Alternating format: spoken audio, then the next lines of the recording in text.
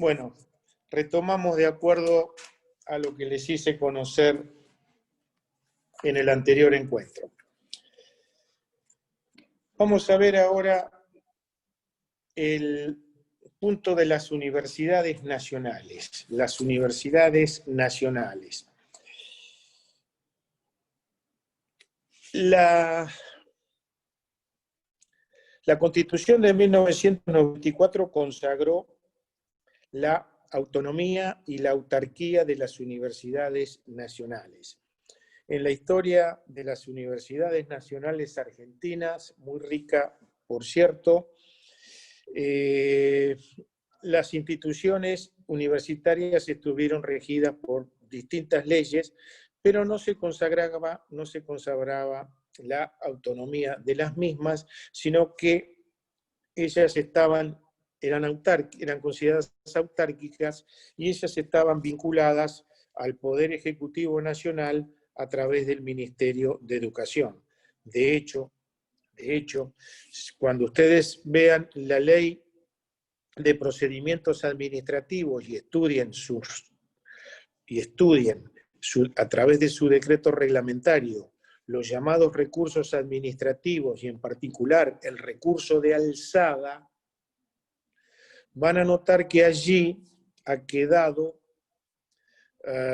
digamos, un desfasaje regulatorio, puesto que la ley de procedimientos administrativos, el decreto reglamentario, sigue diciendo que las decisiones finales de las universidades nacionales son pasibles de recurso de alzada ante el ministro de Educación.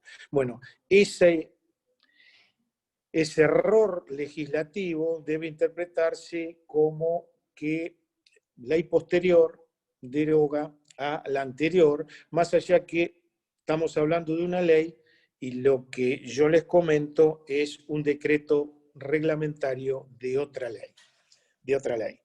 Pero lo cierto es que el legislador quiso, el constituyente, mejor dicho, quiso en el año 94 que las universidades fueran autónomas y que estuvieran alejadas del Poder Ejecutivo Nacional, a través, como les leí, de lo que dice el artículo 75, facultades del Congreso de la Nación, inciso 19, infine, de la Constitución Nacional. Bueno, esa manda constitucional fue regulada por la Ley 24.521 de Educación Superior, que es lo que a nosotros nos interesa, consagra en el artículo 29 la autonomía funcional de las universidades nacionales. En dicha ley se establecen, digamos, la forma organizativa de las universidades nacionales a través de estatutos propios que fueron oportunamente autorizados por el Poder Ejecutivo Nacional, por el Ministerio de Educación, estatutos que, repito, universitarios tienen que adecuarse al texto de esta ley. Con esto estoy diciendo que todas y cada una de las universidades nacionales tiene un estatuto propio que puede diferir, de hecho difiere entre ellas, pero que tienen un denominador común en orden a su organización y funcionamiento interno. De hecho, algunos de los que están escuchando esta conversación, esta charla, no es una conversación, este monólogo, actuarán o en el futuro van a actuar en lo que se llama los órganos de gobierno de la Universidad Nacional, que en lo que a estudiantes se refiere, se renuevan año a año. Pues bien, yo brevemente les voy a señalar cuáles son las autoridades de las casas de estudio, que son o están organizados a través de 3 órganos: el rectorado, los consejos superiores y las asambleas universitarias. El rectorado es un órgano unipersonal, es el rector de la casa, el rector y vicerrector. El consejo superior está integrado, ejerce normalmente el gobierno directo de las instituciones e está integrado por docentes y por alumnos y también por empleados de universidades que se llaman o se denominan no docentes,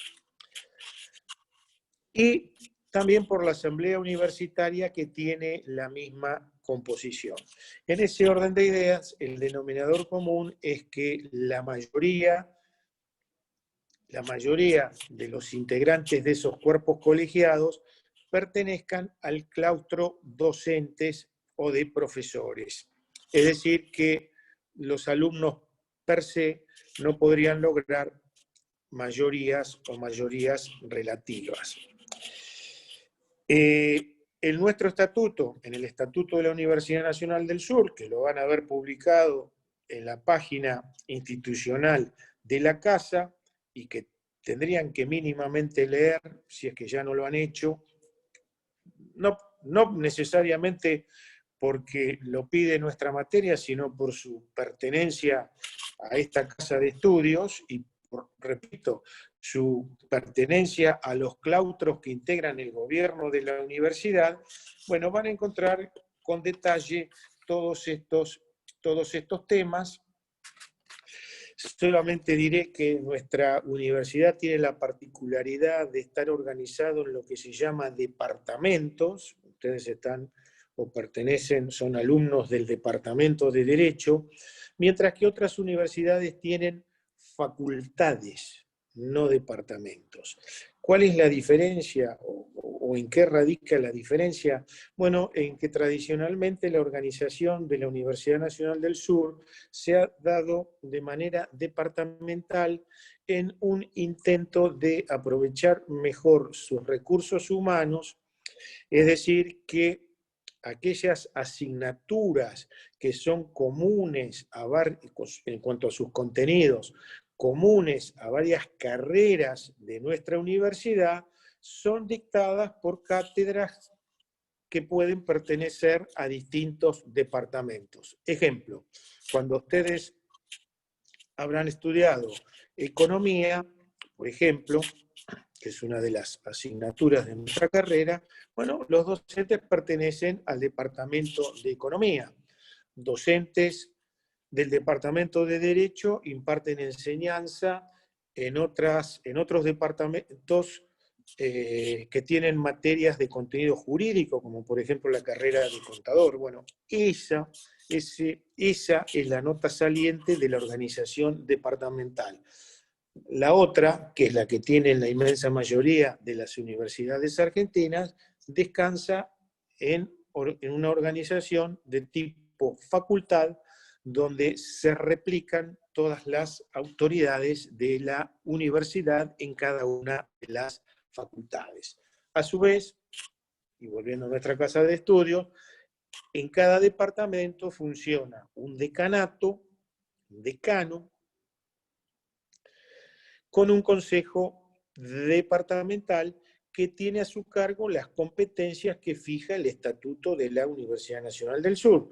Nombrar algunos docentes, decidir sobre planes de estudios, resolver en primera fase en primera instancia cuestiones litigiosas que hagan al funcionamiento del propio departamento, por ejemplo, impugnación de concursos, etc. Eso, repito, lo van a ver con detenimiento a poco que lean o relean el estatuto de nuestra universidad. Pero lo cierto es que la nota saliente del sistema universitario argentino es su autonomía. Algo vimos con respecto a ello en el fallo anterior, donde la Universidad de Mar del Plata se enfrentó en términos jurídicos con el Banco Nación y la Corte dijo que era una persona autónoma y que estaba fuera del Poder Ejecutivo Nacional y que las cuestiones o ese tipo de cuestiones se dirimían en términos judiciales, a través de la participación del Poder Judicial. Yo acá les traigo otro fallo que creo que está aquí, que está pedido o está señalado en la bibliografía a estudiar, donde la Corte avanza con una definición en la definición y alcances de la autonomía universitaria. Lo hace a través de un fallo. Yo voy a citar un precedente que es del año también 94, 95, no, perdón, el que tengo acá es del año 2006, del año 2006, en un precedente cuya doctrina se mantiene hasta la actualidad. En el caso concreto, lo que se discutía era la impugnación de un concurso universitario para la designación, para la nominación de docentes universitarios. En clases posteriores ustedes van a ver todo lo atinente a los procedimientos administrativos, a la selección a un particular procedimiento como es el de selección de personal en la administración. Bueno, la administración universitaria no escapa a esos principios y sus recursos humanos son elegidos a través de un procedimiento de concursos públicos. Bueno, ese procedimiento administrativo es pasible de revisión judicial cuando aquel que participe en el mismo sienta que sus derechos, que sus garantías en el procedimiento han sido vulnerados. Y la cuestión se puede judicializar, puede llevarse ante los estrados judiciales. Este es el caso del fallo que brevemente les voy a comentar y que, repito, está pedido allí. Se llama González Lima contra Universidad de La Plata. ¿Y cuál es la doctrina que reafirmó la Corte aquí en orden a la autonomía? La siguiente, se los leo. La designación de profesores universitarios, así como los procedimientos arbitrados para la selección del cuerpo docente, los concursos, no admiten, en principio, revisión judicial por tratarse de cuestiones propias de las autoridades que tienen a su cargo el gobierno de la universidad, salvo en aquellos casos en que los actos administrativos impugnados en el ámbito judicial sean manifiestamente arbitrarios. En otras palabras, ¿qué nos está diciendo la Corte? Repito, en una doctrina que a la fecha se mantiene con respecto a la impugnación de los actos administrativos finales de las universidades nacionales. Nos está diciendo la Corte que en función de su autonomía y en tanto y en cuanto dichos actos administrativos no resulten manifiestamente arbitrarios, los mismos no son pasibles de revisión jurisdiccional. Repito, los actos administrativos emanados de las universidades nacionales, en tanto y en cuanto no se observe en ellos una manifiesta arbitrariedad, están ajenos a la competencia o al control jurisdiccional del Poder Judicial. Este fallo, repito, reafirma y significa, si ustedes quieren, una vuelta de tuerca respecto al concepto de autonomía universitaria que anteriormente vimos.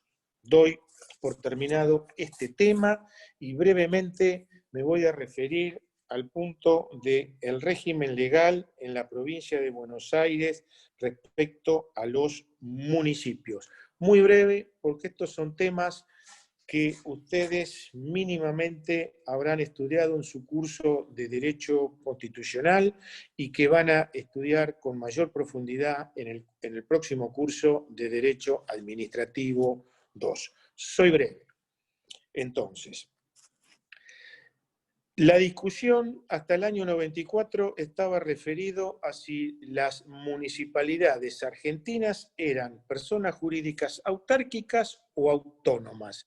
La doctrina tradicional de la Corte las consideraba meras descentralizaciones administrativas, personas autárquicas. Ese criterio cambió a partir de un fallo que entiendo deben haber visto mínimamente en su curso de Derecho Constitucional, el fallo Rivademar, donde cambió el criterio de la Corte y las consideró autónomas por una serie de circunstancias que bien explicita el fallo. Bueno, esa doctrina de la Corte se plasmó a posteriori, lo leí en nuestro primer encuentro, en la Constitución Nacional reformada del año 1994. La discusión que se suscita en la provincia de Buenos Aires es si el régimen municipal de los 135 municipios que integran la provincia de Buenos Aires se ajusta al régimen autonómico o, por el contrario, los municipios bonaerenses carecen de autonomía funcional. Obviamente tenemos que referirnos a la Constitución de la provincia de Buenos Aires, que en lo que a este tema respecta, contiene un capítulo especial referido al régimen municipal. Deben buscar en la Constitución de la provincia de Buenos Aires la ley, a partir del artículo 190 de la misma, los postulados referidos al régimen municipal. Los deben leer de allí. Esos enunciados constitucionales provinciales, a su vez se plasman en una ley que regula el funcionamiento municipal, que se llama Ley Orgánica de las Municipalidades. En realidad se trata de un viejo decreto ley que ya tiene más de medio siglo, que ha sido pasible de muchas actualizaciones hasta la fecha, pero lo cierto es que el mismo sigue vigente. Hay una corriente doctrinaria muy fuerte y hay algunos fallos jurisprudenciales. Creo que en nuestro programa está enunciado un fallo Müller de la Corte bonaerense, donde, se dice que la Constitución provincial y la Ley Orgánica de las Municipalidades en particular no respeta el principio de autonomía municipal que consagra la Constitución Nacional. Esa es la crítica, eso es lo que voy a decir simplemente de esto. Tienen que tener una noticia de este tema en cuanto a sus estudios, repito, porque algo debieron conocer ya en el curso de Derecho Constitucional y lo van a ver en extenso esta temática en el próximo curso de Derecho Administrativo, el número 2. Les agradezco, doy por terminado por el día de la fecha esta clase, los temas que me fueron asignados. Les agradezco por su presencia frente a la pantalla y nos estaremos encontrando próximamente. Gracias.